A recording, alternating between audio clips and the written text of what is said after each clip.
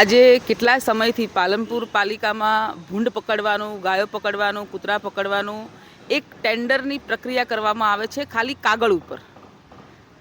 Ground ઉપર તો ક્યાંય નગરપાલિકાનું કામ દેખાતું છે નહીં. વારંવાર ટેન્ડર ભરવા, જાહેરાતો આલવી, એના ખર્ચા કરવા. આજે મંદિર હોય, મસ્જિદ હોય, મદ્રેસા હોય કે કોઈ બી જગ્યાએ, સારી જગ્યાએ આજે ગંદાવાળા, ગારાવાળા ભૂંડ, ગંદકીથી હડકાયા ભૂંડ, આજે ભૂંડ અને ગાયોના કારણે કેટલા લોકોએ પોતાના જીવ ગુમાવ્યા છે. હમણાં 2-3 મહિના પહેલાં જનતાનગર વોર્ડ નંબર 4માં નાના બાળકને પણ ભૂંડ કરડી ખાધું હતું.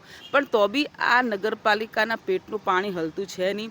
એમને તાઇફા કરવા હોય ત્યારે રાતોરાત કોન્ટ્રાક્ટર મળી જાય છે, CM આવતા હોય, PM આવતા હોય ત્યારે ગાયો પકડવા માટે કોન્ટ્રાક્ટ મળી જાય છે. પણ આમ પ્રજા, જે પ્રજાના ટેક્સે તાગડદિનના જે આ સત્તામાં બેઠેલા કરે છે, એ પ્રજાની તકલીફ માટે એમને એજન્સી મળતી છે નહીં.